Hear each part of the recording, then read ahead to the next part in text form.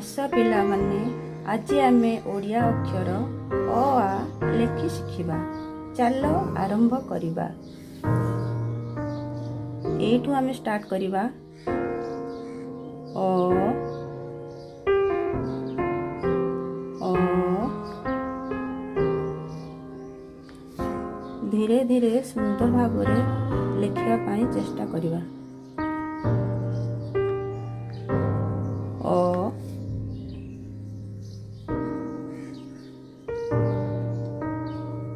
ଅ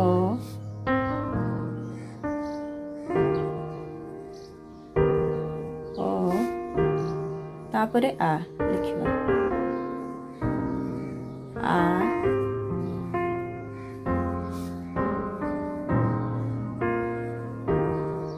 ଆ